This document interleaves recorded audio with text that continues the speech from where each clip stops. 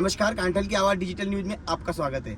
आज हम बड़ी सादड़ी विधानसभा क्षेत्र में हैं और बड़ी सादड़ी विधानसभा के जो भाजपा प्रत्याशी है गौतम दत्त, हम उनके साथ में हैं। इनका एक लंबा राजनीतिक अनुभव है, पूर्व में भी इस क्षेत्र के विधायक रह चुके हैं और इन्होंने यहाँ की जनता को काफ़ी कुछ दिया है। आज हमारी बातचीत का खास मकसद है क्या कुछ मुद्दे रहेंगे जिनको लेकर ये चुनाव लड़ा जाएगा और किस तरह से भाजपा यहाँ पर अपना परचम फहराने वाली है। तो सबसे पहले तो जो भाजपा के प्रत्याशी है गौतम दत्त, उनका कांठल की आवाज़ डिजिटल पर बहुत बहुत स्वागत है। और सर, हमारा सबसे पहला सवाल है कि जो आप इस विधानसभा क्षेत्र में घूम रहे हैं तो क्या कुछ खास मुद्दे आपको मिले हैं और क्या लोग आपसे आशा कर रहे हैं और किन मुद्दों पर ये चुनाव लड़ा जाएगा?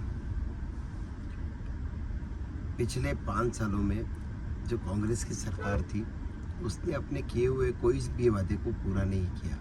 उसने जो वादे किए थे, सबसे पहला वादा जो अब क्षेत्र में सबसे उभर करके आया है किसानों की कर्ज माफ़ी का। ये इनके राष्ट्रीय नेता जिस तरह से बोले थे राहुल गांधी जी कि हम 10 दिन में किसानों का कर्जा माफ़ करेंगे, लेकिन आज 5 साल बाद भी जो किसान अपने आप को कर्ज माफ़ी नहीं होने से अपने आप को ठगा महसूस कर रहा है। युवाओं को ये कहा था कि हम आपको रोज़गार देंगे और रोज़गार अगर नहीं देंगे तो हम आपको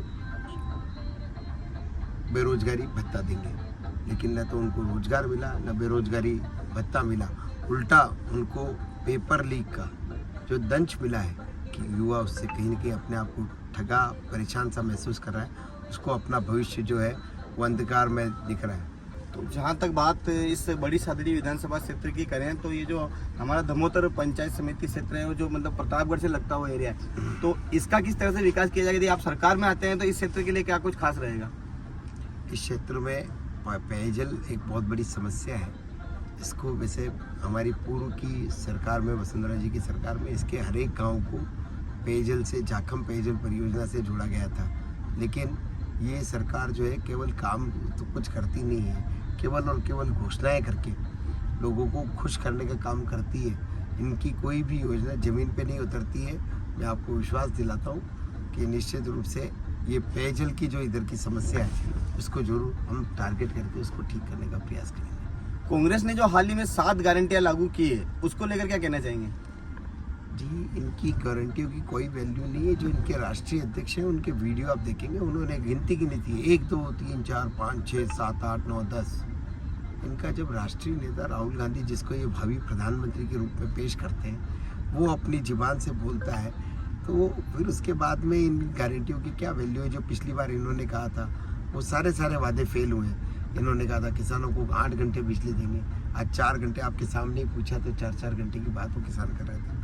तो मैं जब देखता हूँ, महसूस करता हूँ केवल और केवल ये झूठी घोषणाएं करने का काम करते हैं। ज़मीन पे इम्प्लीमेंट होता नहीं है। कहते हैं हम इतने जिले बनाए, अरे इतने जिले आपने बनाए हैं, कहीं एक ईंट भी आपने लगाई क्या? लेकिन मैं आपको विश्वास दिलाता हूँ कि हम इन सब घोषणाओं को पूरा करेंगे और जनता का विश्वास जीतने का प्रयास करेंगे। डबल इंजन की जो सरकार बनने की बात भाजपा कर रही है, तो उस पर क्या कुछ है? किस तरह से मतलब इस बार जो मतलब राजस्थान में जो आप सरकार बनाने जा रहे हैं, तो उसमें आप मतलब जैसे जो बड़ी सादड़ी क्षेत्र है या जो मेवाड़ पूरा संभाग है, इसमें बीजेपी को किस तरह का मतलब माहौल देखने को मिल रहा है? बीजेपी को किस तरह का समर्थन मिल रहा है?